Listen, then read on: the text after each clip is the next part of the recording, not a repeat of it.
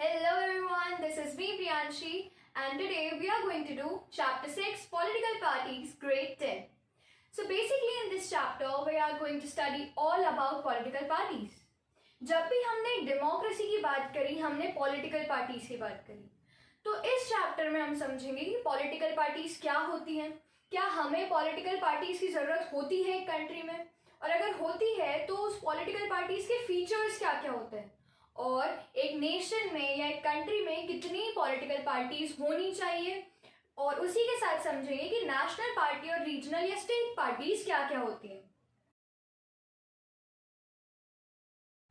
Now we are going to start a chapter with the topic why do we need political parties, कि हमें आखिर political parties चाहिए क्यों. तो ऐसे अगर देखें तो हम जब भी, अभी जैसे हमने बात करी कि जब भी हम डेमोक्रेसी को देखते हैं हमारे दिमाग में सबसे पहले क्या आता है, पॉलिटिकल पार्टीज. क्योंकि हमने बोला है डेमोक्रेसी मतलब क्या, ऐसा फॉर्म ऑफ गवर्नमेंट जहां पर लोग जो है वो किसी गवर्नमेंट को इलेक्ट करें. तो अगर गवर्नमेंट इलेक्ट करनी है तो उसके लिए कौन चाहिए, रिप्रेजेंटेटिव्स. और ये रिप्रेजेंटेटिव्स कहाँ से आते हैं, पॉलिटिकल पार्टीज से. तो ये जो पॉलिटिकल पार्टीज है ये डेमोक्रेसी में सबसे ज्यादा सामने दिखती है. मतलब अगर हम डेमोक्रेसी बोलेंगे तो हम उसके साथ में पॉलिटिकल पार्टीज को सबसे इजीली कनेक्ट कर सकते हैं. Now, if you will travel to some remote areas where people do not know anything about the constitution, जिनको democracy के बारे में कुछ नहीं पता, but still there also people at least know about these political parties. उनको ये नहीं पता है कि government कैसे बनती है, but at least they know what are these political parties, or at least they know the names of these political parties.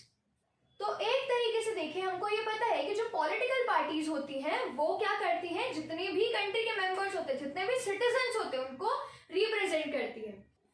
और हमने ये भी देखा है कि अगर कंट्री में कोई भी प्रॉब्लम चल रही है तो सबसे पहले हम ब्लेम किसको करते हैं, पॉलिटिकल पार्टीज को. कि जो भी पार्टी अभी रूलिंग में है या तो हम उसे ब्लेम करेंगे, या फिर अगर जो रायट्स हो रहे हैं, जो भी प्रॉब्लम हो रही है वो ऑपोजिशन की तरफ से हो रही है तो हम उन्हें ब्लेम करेंगे. तो दोनों तरफ ब्लेम किस पे जा रहा है, जो भी पॉलिटिकल पार्टीज हैं उन पर. तो here we can see that people always blame political parties for all that is wrong in democracy and political life.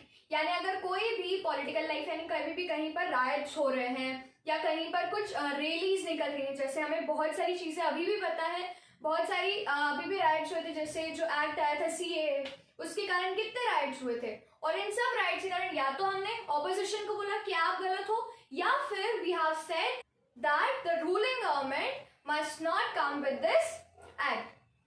तो इसका मतलब क्या हुआ कि हम किसी भी काम के लिए, कोई भी पॉलिसी बनी, किसी भी चीज के लिए सबसे पहले ब्लेम किसको करते हैं, हमारी पॉलिटिकल पार्टीज को.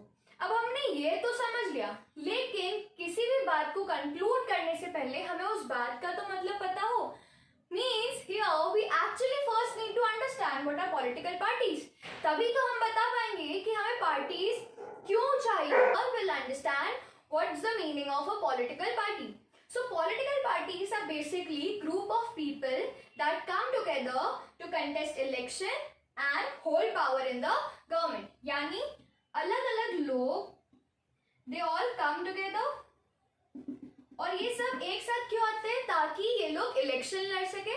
इलेक्शंस होंगे तो उसके कारण क्या होगा, अगर वो लोग जीतते हैं so they will hold power in the government. पर जितनी भी पार्टीज आती है सबका मेन मोटो क्या होता है कि हमें पावर में आना है, हमें जो गवर्नमेंट है वो हमारी बनानी है. दैट्स व्हाई हियर दे से होल्ड पावर इन गवर्नमेंट. तो ऐसी बहुत सारी पॉलिटिकल पार्टीज आती हैं and they fight against each other to form the government. यानी मेन जो रूलिंग गवर्नमेंट है वो बनाने के लिए these group of people, these different political parties come together.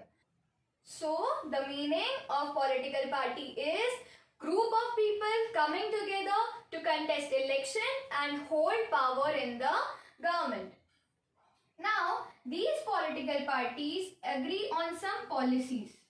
ये जितने भी members होते हैं they all agree on some policies. यानी कोई पॉलिसी ऐसी वो बनाते हैं, जैसे हमारी स्कूल की डायरीज में बहुत सारे रूल्स लिखे होते हैं, तो वो हम सब जितने भी स्कूल का जो स्टाफ होता है उन सब स्टाफ के साथ जो वहाँ के प्रिंसिपल होते हैं, जो ओनर होते हैं, ये सब मिलकर उन रूल्स को तैयार करते हैं। तो वैसे ही यहाँ पर क्या होता है, जितने भी मेंबर्स होते हैं पार्टीज के, they all come together and form some policies, और इन सब पॉलिसीज पर जितने भी मेंबर्स होते हैं they all agree and they make this policies that are good for all citizens. यानी वो किसी एक या दो को देखकर नहीं, वो कलेक्टिव गुड देखते हैं कि सबका अच्छा हो, ऐसा कुछ पॉलिसीज वो लाने की कोशिश करते हैं। और इसके साथ अलग अलग पार्टीज के अलग अलग व्यूज हो सकते हैं कि एक के हिसाब से, like if there are two parties A and B, तो दोनों के अपने अपने व्यू हो सकते हैं। One will say that this is good for all and the other will say that this is good for all. तो दोनों के पास अपने अपने डिफरेंट आइडियाज हैं। तो इसके कारण क्या होता है, जो अलग अलग पार्टीज होती हैं, they try to persuade people. Persuade यानी वो उनको रीजन बताती हैं कि why our policy is better than the other. Persuade करना यानी गिविंग द रीजन कि हमारी पॉलिसी जो नेक्स्ट पार्टी है उससे ज्यादा अच्छी है। So this parties persuade people on the basis of their policies, और उनके ये बातें बताने के बाद होते हैं इलेक्शंस। अब जिन भी लोगों को उनका सपोर्ट करना है तो वो अपना सपोर्ट किसके थ्रू बताते हैं, थ्रू वोट्स। अगर people are able to connect with their policies then they do vote to this parties, और अगर ये पार्टीज के पास सबसे ज्यादा वोट आते हैं so obviously they will win. So this is basically how political system of these parties work. अब इसके कारण क्या होता है, कई बार जो पॉलिटिकल पार्टीज होती हैं ये कई बार पॉलिटिकल डिफरेंसेस क्रिएट करती हैं लोगों के बीच में। यानी कि ये जो पॉलिटिकल पार्टीज होती है एट टाइम्स इन दोनों के व्यूज अलग अलग है, सारी पार्टीज के व्यू अलग है। So there is also the view of citizens. Citizens का भी व्यू होता है, किन्हीं को लगता है कि इनकी पॉलिसीज हमें सपोर्ट करेंगी और दूसरे को लगता है कि इनकी पॉलिसीज हमें सपोर्ट करेंगी। So this how they create some divisions. जैसे कुछ को अच्छी लगी ए की policies and some found the policies of B to be more suitable for them, so some people will choose A and others will choose B. So this how people would be divided due to these policies of the parties. So this how these parties are creating political divisions, and as these political parties are a part of society, so somehow with them comes partisanship in the society. Now what's the meaning of partisanship? Partisanship basically means a group of people or a single individual who support any one group or any single party. जैसे अगर हमारे पास दो parties अगर हम ले लें BJP और Congress, so there are many citizens who support BJP and others supports Congress. तो ये बेसिकली क्या लाता है, पार्टिसनशिप। पार्टिसनशिप के कारण क्या होता है, जो सिटीजन्स होते हैं they get a tendency to take a side. यानी किसी भी एक पार्टी की जब आप साइड लेने लग जाते हो then it will be known as partisanship. और इसी के कारण क्या होता है, you are not able to take a balanced stand from both side। यानी दोनों के बारे में अच्छा बुरा सोच नहीं सकते। You are going to take the side of any one party or any one person. Now these political parties have basically three major components, which are a leader, active members,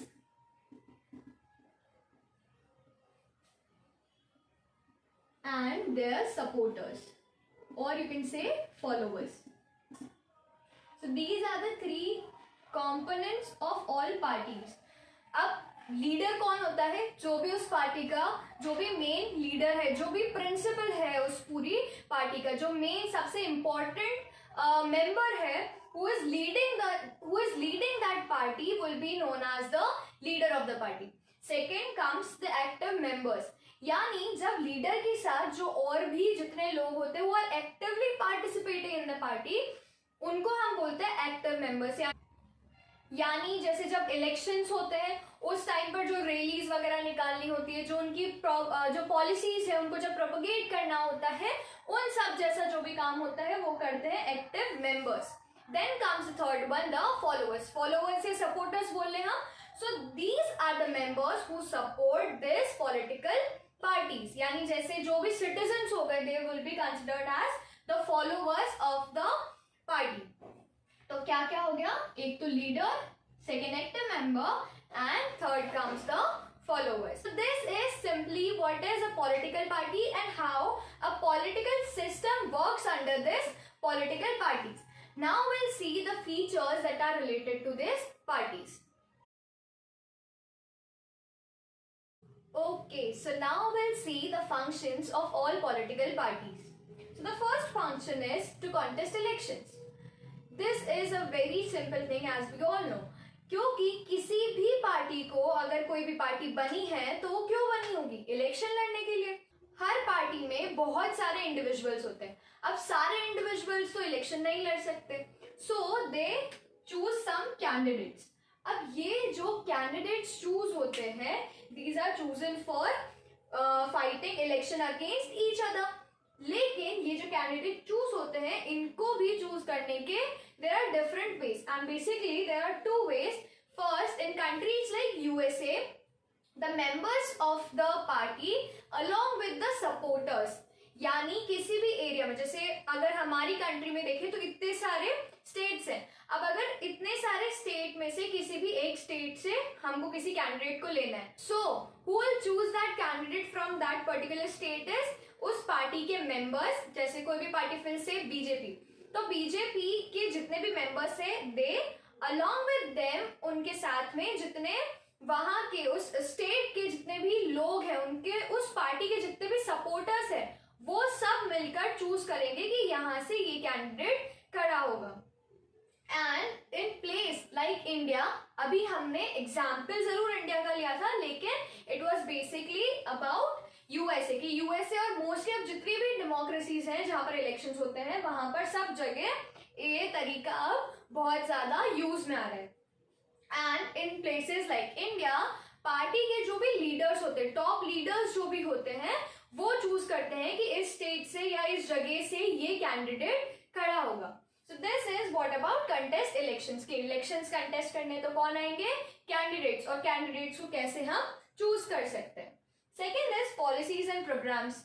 अब इलेक्शन लड़ने के लिए हमने candidates तो निकाल दिए, लेकिन अगर आप जब तक लोगों को बताओगे नहीं कि हम इलेक्शन किन बेसिस पर लड़ रहे हैं, what policies and programmes we are going to implement अगर हम जीत गए तो, लाइक सम कुड से कि हम अगर जीत गए तो हम यहाँ पर रोड्स बना देंगे. वहीं पर दूसरी पार्टी बोल सकती है कि हम इलेक्ट्रिसिटी प्रोवाइड करेंगे, जितने भी बच्चों के मार्क्स अच्छे आएंगे 10th बोर्ड में, 12th बोर्ड में, will provide them with scholarships. तो अलग अलग कैंडिडेट्स के, अलग अलग पार्टीज की अलग अलग पॉलिसीज और programmes, they put forward this policies and programmes of their party.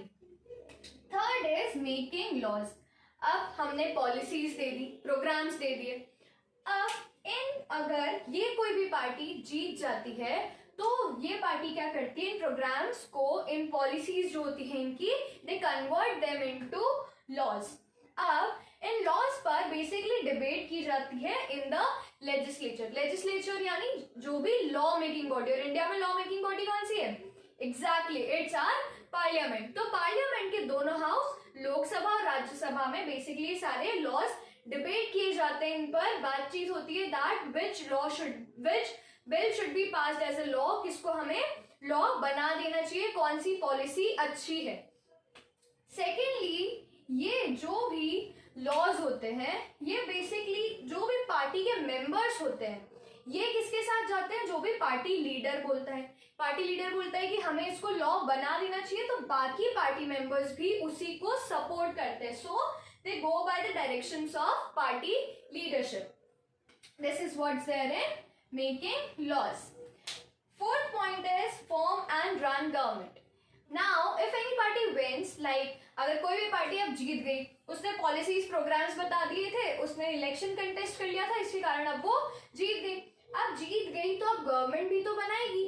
Now it will become the ruling government. यानी अब जो भी पार्टी पावर में आएगी वो बनाएगी अब नई गवर्नमेंट फॉर दी कंट्री और फॉर दी स्टेट, जहाँ के भी इलेक्शन होंगे उसके बेसिस पर। ये जो भी पार्टी होती है जो कि आती है टू फॉर्म गवर्नमेंट, पार्टी और गवर्नमेंट में अब आपको डिफरेंस भी समझ में आ गया होगा कि पार्टीज अलग अलग होती है and the one that comes to the power at the end उस वो ही बनाती है हमारी गवर्नमेंट।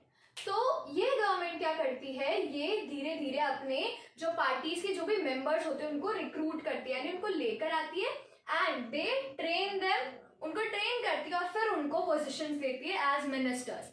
अब वो हो सकता है हमारे प्राइम मिनिस्टर्स हो सकता है, हमारे काउंसिल ऑफ मिनिस्टर हो सकते हैं। So they recruit and train them and then they give them the post of ministers, उनको एज अ मिनिस्टर इलेक्ट किया जाता है and then their government is run and form. इसी का एक पार्ट आपने क्लास 9 में भी पढ़ा है कि जो एग्जीक्यूटिव होती है वो भी दो टाइप की हो सकती है, permanent and political executive. Permanent कौन से होते हैं, जो भी हमारे एडमिनिस्ट्रेटिव ऑफिसर्स होते हैं, जैसे हमारे आईएएस हो गए, आईपीएस हो गए, ये सारे हमारे परमानेंट में आते हैं। और वहीं दूसरी तरफ होते हैं पॉलिटिकल एग्जीक्यूटिव्स। पॉलिटिकल यानी जो हमारे मिनिस्टर्स होते हैं, तो ये मिनिस्टर्स ही हमारे लिए हमारी गवर्नमेंट बनाएंगे और हमारे लिए हमारे लॉज बनाते हैं। Coming to the fifth point which is role of opposition. अब जो मेन गवर्नमेंट थी, जो रूलिंग पार्टी थी, वो तो बन गई। अब उसके बाद की जो पार्टीज हैं वो क्या करेंगी, they will not go and sit back to their places, अब वो रोल प्ले करेंगी as their opposition. We know even there are criticism to many books और मूवीज। तो फिर लोग जो मेन पार्टी जो पूरी कंट्री को चला रही है उसको अपोज क्यों नहीं करेंगे। So this is basically the role of opposition. What they do is to criticize and oppose the ruling party. यानी ऐसा नहीं है कि बिना बात के उनको ऑपोज कर रहे हैं, जहां पर भी जो भी पॉलिसीज ऑपोजिशन पार्टी को लगती है कि ruling party is not working well with this policies, वहां पर वो उनको क्रिटिसाइज करते हैं और उनका ऑपोजिशन करते हैं। And at times to show this criticism they mobilise opposition, यानी कि they bring out some ways, जैसे हमने देखा है कई बार स्ट्राइक्स हो जाती हैं, जो ऑपोजिशन पार्टी है वो कहीं कहीं पर स्ट्राइक कर देती है।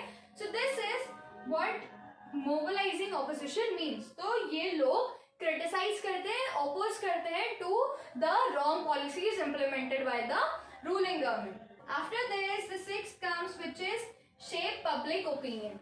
अभी तक हमने देख लिया कि गवर्नमेंट, मेन गवर्नमेंट जो भी रूलिंग गवर्नमेंट है वो बन गई, ऑपोजिशन का क्या काम है वो भी देख लिया। अब जो हम सब जितने भी सिटीजन्स हैं उनके भी तो कुछ ओपिनियंस होते हैं towards the policies that the government is making. So ये गवर्नमेंट क्या करती है, गवर्नमेंट जब भी कोई पॉलिसी इंप्लीमेंट करती है उसके बाद ये देखती है कि लोगों का जो पब्लिक है उसका ओपिनियन क्या है। धीरे धीरे बहुत इजीली इनको समझ में आने लगता है कि इतने एरियाज में लोगों को कितनी समझ में आई ये पॉलिसी और कितनी नहीं आई, and should we implement this और नॉट। तो उसी के कारण क्या होता है, they go with public opinions. कहीं की भी पब्लिक को या if any citizen is having any problem, they always try to bring that problems up and to solve this. वो इसके लिए बहुत सारे प्रोग्राम्स फिर से रन करती है। Number 7 and the last one which is access to government machinery and welfare scheme. अब ये किसको देंगे, जो भी सिटीजन्स हैं उन सबको, हम सबको जितनी भी गवर्नमेंट मशीनरी है और वेलफेयर स्कीम्स है ये हम सबको मिलनी चाहिए। गवर्नमेंट जितनी भी स्कीम्स हमें प्रोवाइड कर रही है वो एक्चुअली हम तक आए, ये उनको इंश्योर करना होगा। क्योंकि अगर वो ये इंश्योर नहीं करेंगे तो अगली बार से क्या होगा, from next time many citizens, many people would not support them again and then they could lose the election the next time. तो इसीलिए they have to ensure that this welfare schemes are provided and accessible to all members. So these are basically the function of all political parties. सबसे पहले हमने देख लिया कि सारी parties क्या क्या करती हैं। नेक्स्ट वी हैव सीन कि जो रूलिंग पार्टी होगी वो क्या करेगी। Third we have seen about opposition and after this we have seen कि ये जो गवर्नमेंट होगी उसको क्या इंश्योर करना होगा फॉर द सिटीजन्स। तो ये basically the main key points है आपके। You need to ensure ensure कि जब आप बोर्ड्स में आंसर लिखो you have to elaborate this points, यानी ये मेन की टर्म्स आप लिख सकते हो एंड विद दिस आपने जो भी अभी तक एलेबोरेशन समझा इसका वो इसके साथ में लिखें।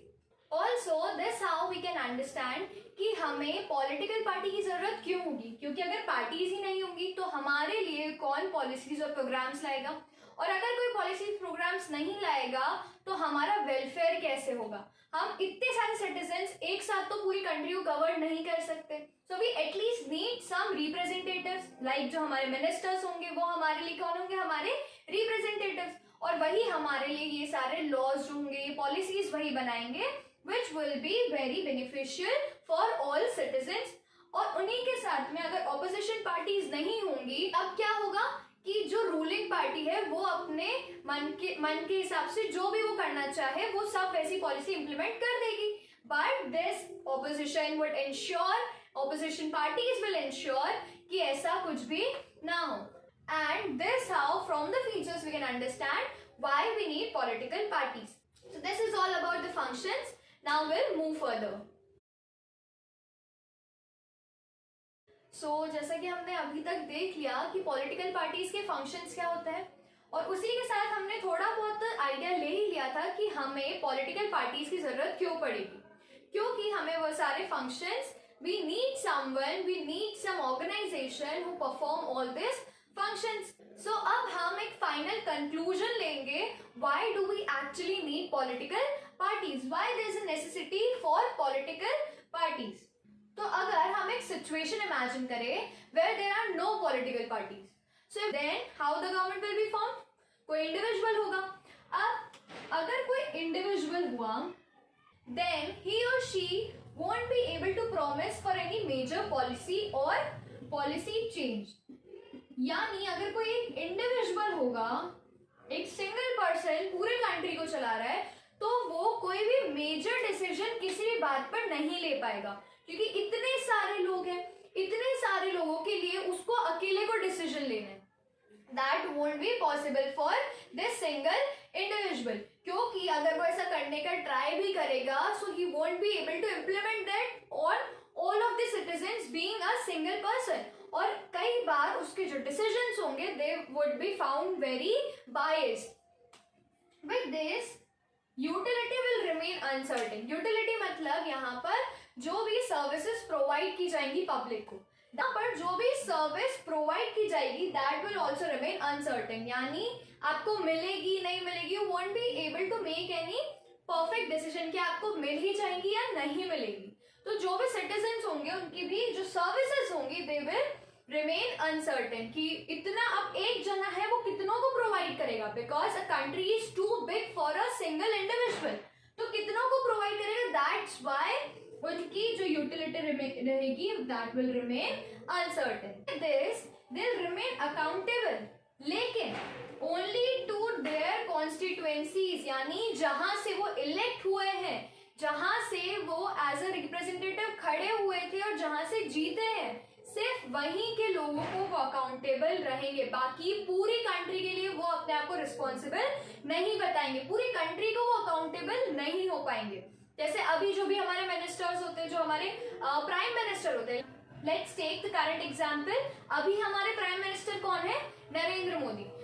सो ही मेक श्योर्स कि वो रिस्पॉन्सिबल है, he is accountable to the country. अब वो भले ही वो अकेले हर जगह पर जाकर नहीं देख सकते, लेकिन क्योंकि वो पार्टी में है तो उनके पार्टी के मेंबर्स हर स्टेट में है, so he is able to get the opinions of people from every place and then he remains accountable. यानी अगर कोई भी जना कोई चीज पूछता है so it directly or indirectly reaches to the prime minister and then he tries to solve that issue। लेकिन अगर ऐसी ही चीज कोई इंडिविजुअल करना चाहेगा तो वो कैसे करेगा, because he can't go to every place and look at every place and stay responsible for every decision that he takes for the country। And in countries as big as ours there's a need of representative democracy। क्या चीज चाहिए हमें, representative democracy, यानी जहां पर लोग elect करें और वहां पर उनके रिप्रेजेंटेटिव्स आए। यानी अभी हम क्या करते हैं, हम एज ए सिटीजन हमारे रिप्रेजेंटेटिव चूज करते हैं, तो ये रिप्रेजेंटेटिव्स क्या करते हैं, एज सोसाइटीज बिकम कॉम्प्लेक्स, बहुत बड़ी बड़ी होती है, बहुत, एज वी ऑल्सो नो कि इंडिया बहुत ही डाइवर्स नेशन है, तो यहाँ बहुत ज्यादा कॉम्प्लेक्स नेशन है हमारा। तो इसी कारण हमें कुछ एजेंसीज चाहिए जो इतने सारे लोगों के डिफरेंट डिफरेंट जो भी आइडियाज होते हैं, जितने व्यूज होते हैं, सबके बारे में सोचकर, सबके ओपिनियंस लेकर कुछ ऐसी पॉलिसीज लाए जो कि वेलफेयर प्रोवाइड करे to all citizens. A system, we also need a system to support and oppose them. वहीं पर हमें एक दूसरा सिस्टम भी चाहिए जो कि उनकी पॉलिसीज अगर सही हो तो उनको सपोर्ट करे और अगर नहीं हो तो उन्हें ओपोज करे। So for this reason we actually need political parties. अब अगर इंडिविजुअल में हम देखें तो हम इसमें एक और एग्जाम्पल ले सकते हैं, जैसे अभी जो हमारे लोकल इलेक्शंस हो रहे हैं, नगर निगम के हो रहे हैं, कहीं म्यूनिसिपैलिटीज के हो रहे हैं, तो ये भी हमारे एग्जाम्पल है किसके, इंडिविजुअल के, लेकिन वो एक लोकल एरिया में है, इसीलिए वो अपने कॉन्स्टिट्यूएंसी से रिस्पॉन्सिबल होते हैं, उनके लिए अकाउंटेबल होते हैं, but they are not accountable for the whole country. So this is basically why we need political parties. अब हम देखेंगे कि how many political parties should we have. अभी तक हमने देख लिया पॉलिटिकल पार्टीज क्या होती है, उनके फीचर्स क्या होते हैं, और उसके साथ ये भी देख लिया कि हमें पॉलिटिकल पार्टीज की रिक्वायरमेंट क्यों होती है। अब हमने इतना पॉलिटिकल पार्टीज कर लिया है तो अब हम ये भी समझ ही लेते हैं कि कौन से एरिया में या किसी भी एरिया में हमको कितनी पॉलिटिकल पार्टीज की जरूरत होती है, एक होनी चाहिए, दो होनी चाहिए, या बहुत सारी होनी चाहिए। This is what we are going to understand. Basically एक डेमोक्रेसी की बात करें या हम स्पेसिफिकली इंडिया की बात करें तो यहाँ पर कोई भी ग्रुप एक पॉलिटिकल पार्टी बना सकता है। हमें ये पता है पॉलिटिकल पार्टीज में कौन कौन आते हैं, ग्रुप ऑफ पीपल। तो यहाँ पर कोई भी ग्रुप सिटीजन्स का मिलकर एक पॉलिटिकल पार्टी बना सकता है। इसी के कारण इंडिया में more than 750 parties are registered with election commission of India. Election commission क्या होती है, इलेक्शन कमीशन वो कमीशन होती है या वो ऑर्गेनाइजेशन होती है जो इलेक्शन कंडक्ट कराती है। तो इलेक्शन कमीशन के पास more than 750 parties are there. अब हम बोलेंगे कि हमने तो 750 इतनी सारी हमने तो बिल्कुल नहीं देखी, and actually this is what happens in our country कि इतनी सारी पार्टीज है तो सही, लेकिन there are only 5, 7 or around 10 parties which are very effective and well known in the election race. तो हमें भी कुछ ज्यादा से ज्यादा कुछ 5 या 7 पार्टीज के नाम पता होते हैं और हमें वही सबसे ज्यादा दिखाई देती है। Now we'll see कि अलग अलग कंट्रीज में क्या सिस्टम फॉलो किया जाता है, कि कौन सी कंट्री में कितनी पार्टीज रखी गई है, and then will try to find out कि सबसे बेस्ट सिस्टम हमें कौन सा लगा। So first is one party system. One party यानी एक पार्टी होगी। The electoral system where only one party is allowed to run the government. अब यहाँ पर क्या है, डेमोक्रेसी अगर होती तो ये चीज ना होती, क्योंकि अगर एक ही पार्टी होगी तो वही उसी को अलाउ कर रहे हैं सिर्फ कि एक ही पार्टी है, सिर्फ यही रूल करेगी, यानी जितने भी रिप्रेजेंटेटिव्स खड़े होंगे वो सब एक ही पार्टी से खड़े होंगे। Only one party is allowed to make the government. तो इसी के कारण क्या होता है, ये जो सिस्टम होता है it is considered as non democratic, या इट इज नॉट डेमोक्रेटिक। क्यों? क्योंकि डेमोक्रेसी में more than one party should be allow with a fair competition, सबके बीच में इक्वल कंपटीशन होना चाहिए और एक से ज्यादा पार्टी होनी चाहिए, लेकिन यहाँ पर तो ऐसा हो ही नहीं रहा है। That's why it is not democratic. And for this the best example is our neighbour, the one and only China, where there is communist party ruling from many years, और यही चीज हमने 9th क्लास में भी पढ़ी थी। So this is the place, China is the place where one party system is followed. Second comes the two party system. Two party system में parties होती तो है बहुत सारी पॉलिटिकल पार्टीज हो सकती हैं, लेकिन यहाँ पर मेजर दो पार्टीज ऐसी होती हैं जिनके बीच में पावर शेयर होती रहती है। या तो कभी जैसे दो पार्टीज हो गई ए एंड बी, तो कभी इनके अंडर आ गई, कभी इनके अंडर आ गई। कुछ पार्टीज ऐसी होती है जिनको थोड़ी बहुत लेजिस्लेचर में सीट्स मिल जाती हैं। Some parties get some seats in legislature, लेकिन जो मेन गवर्नमेंट बनती है, it comes under either of the two parties and the example for this system are UK and USA. UK and USA follow the two party system.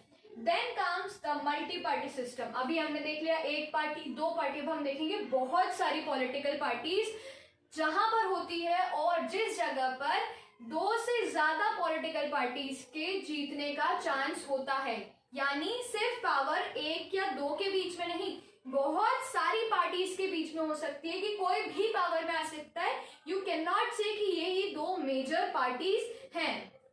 सो ऐसे system को हम बोलते हैं first of all multi party system, where several parties compete. Secondly, more than two parties have chance to win. अब यहाँ पे इन दोनों से अगर हम कंपेयर करें तो यहाँ पर क्या हुआ, सेवरल पार्टीज, यहाँ पर वैसे ही एक पार्टी थी. More than two parties have chance to win, यहाँ पर किन्हीं दो पार्टीज के पास ही चांस होता था. तो यहाँ से हमें क्या पता चला कि जब इन दोनों से अलग हम चलेंगे, जब बहुत सारी पार्टीज होंगी और दो से ज्यादा पार्टीज के पास चांस होंगे जीतने के, तब हम उसे बोलेंगे मल्टी पार्टी सिस्टम. और ये होता है हमारे कंट्री में, the one and only India, Bharat. So here there are more than two parties who have chance to win, and these two parties can either come independently या फिर किसी और पार्टी के साथ अपना अलायंस बना के आ सकती है. और यहाँ पर जो बहुत सारी पार्टीज होती है वो कई बार कोलिशन बना देती है. यानी कई पार्टी ऐसी होती है जो बहुत ज्यादा रिकॉग्नाइज्ड है और कुछ थोड़ी बहुत ऐसी लोकल पार्टीज है, तो वो एक साथ आकर कोलिशन बना लेती है. And when these 2, 4, 5 parties come together and they contest election for winning, so then they are known as alliance. India में बेसिकली 2004 में तीन अलायंसेस बनी थी. पहली थी NDA, which means national democratic alliance. Second was UPA, which is United progressive alliance, and third was left front. First वाली अगर हम देखें तो इसमें जो हेड थे वो थे हमारा बीजेपी, एंड जिसने लीड करा था ये वाला alliance, that was done by BJP. Second united progressive alliance was headed by Congress, and last left front which happened in the West Bengal region. तो वहां की जो भी कम्युनिस्ट पार्टी थी, इंडिया की कम्युनिस्ट पार्टी ऑफ इंडिया, वहां पर उन्होंने हेड करा था लेफ्ट फ्रंट को.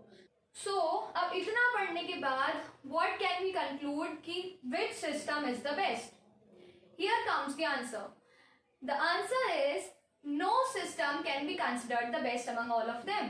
और इसीलिए हम नहीं कह सकते कि किसी भी जगह पर कितनी पार्टीज होनी चाहिए, क्योंकि अलग अलग जगह की सिचुएशन अलग अलग होती है. वहाँ की हिस्टोरिकल सिचुएशन अलग है, वहाँ की ज्योग्राफिकल सिचुएशन अलग है.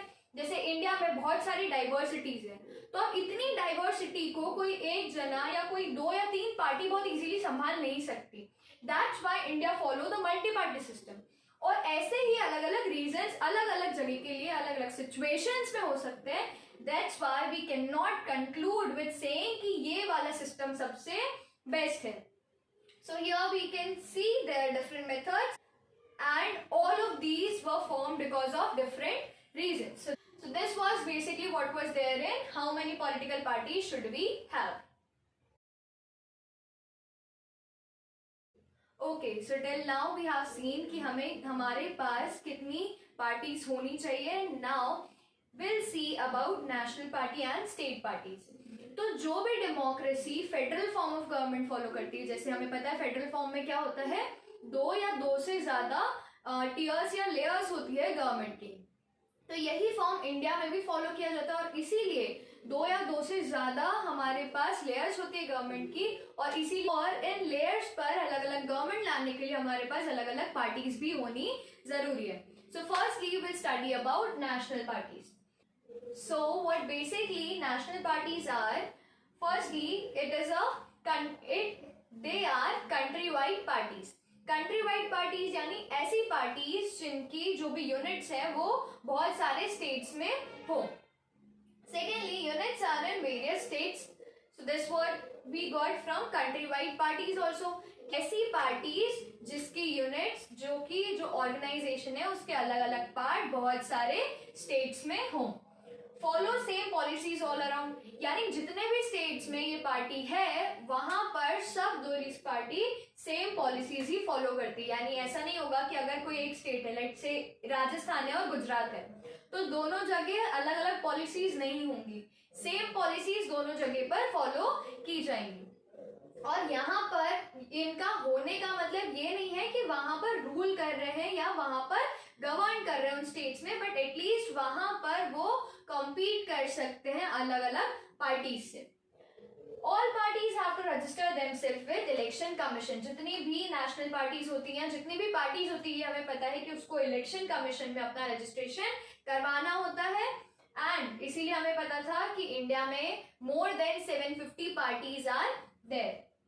तो ये वैसे तो इलेक्शन कमीशन जितनी भी पार्टीज होती है सबको इक्वली ट्रीट करती है, लेकिन ये जो नेशनल पार्टीज होती हैं इनको स्पेशल रिकॉग्नाइजेशन मिलता है, और इसीलिए in large and established parties के पास कुछ स्पेशल प्रिविलेजेस होते हैं, जैसे इनको कुछ यूनिक सिंबल्स दिए हुए होते हैं। Like we know about Bharatiya Janata party और BJP uses a lotus as its symbol, and the palm is used by Congress, and there are many more like that. और इन जो नेशनल पार्टीज होती हैं उनको बोलते हैं रिकॉग्नाइज्ड पॉलिटिकल पार्टीज, क्योंकि ये जो पार्टीज होती है, जो नेशनल पार्टीज होती हैं, ये इलेक्शन कमीशन के थ्रू रिकॉग्नाइज करी जाती है। रिकॉग्नाइज यानी उनको आइडेंटिफाई कर लिया जाता है as established parties and national parties, इसलिए इनको बोलते हैं रिकॉग्नाइज्ड पॉलिटिकल पार्टीज। अब किसी भी पार्टी को नेशनल पार्टी होने के लिए क्या क्राइटेरिया फॉलो करना पड़ता है, नाउ विल सी दैट। कि हमने ये तो देख लिया कि नेशनल पार्टी होती क्या है, लेकिन अब कौन सी पार्टी नेशनल पार्टी कहलाएगी, how will be able to find out कि कौन सी पार्टी नेशनल पार्टी है, कौन सी नहीं है, या कौन सी पार्टी रिकॉग्नाइज्ड पॉलिटिकल पार्टी में आएगी और कौन सी नहीं आएगी। सो इसके लिए क्राइटेरिया क्या होता है हमारी नेशनल पार्टी के लिए, 6% वोट्स इन लोकसभा और असेंबली इलेक्शन इन 4 स्टेट्स और है। So you need to either fill out this criteria or this one. So firstly 6% votes in लोक सभा इलेक्शन। लोक सभा इलेक्शन यानी MPs बनने के लिए, मेंबर ऑफ पार्लियामेंट बनने के लिए, क्योंकि लोकसभा किसका पार्ट होता है, हमारे पार्लियामेंट का। तो MP बनने के लिए जो हमारे कंट्री में नॉर्मल इलेक्शंस होते हैं थ्रू यूनिवर्सल इलेक्टेड फ्रेंचाइज, वहीं पर लोकसभा के इलेक्शन में आपको कम से कम 6% वोट्स मिलने चाहिए आपकी पार्टी को।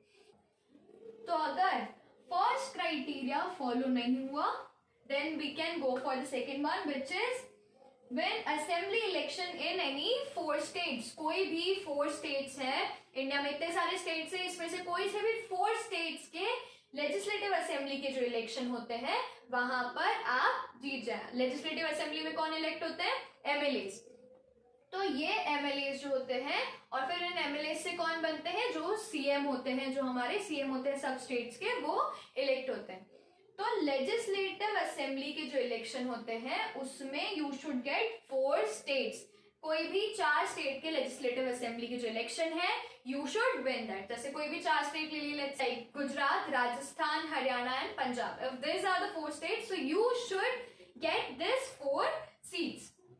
तो आप इन दोनों में से कोई सा भी एक क्राइटेरिया फुलफिल करो अलोंग विद, यानी इन दोनों में ऑप्शन है लेकिन ये लास्ट वाले में नहीं है, you have to do this. जैसे हमारे बोर्ड के पेपर में नहीं होता, बहुत सारे क्वेश्चंस में और आता है, but there is one compulsory question also. So in the same way आपको या तो ये करो या ये करो along with 4 seats in Lok Sabha. Lok Sabha में आपको कम से कम 4 सीट्स मिलने चाहिए। So it could be like 6% votes in Lok Sabha with 4 seats in Lok Sabha, or Assembly election 1 in 4 states with 4 seats in Lok Sabha।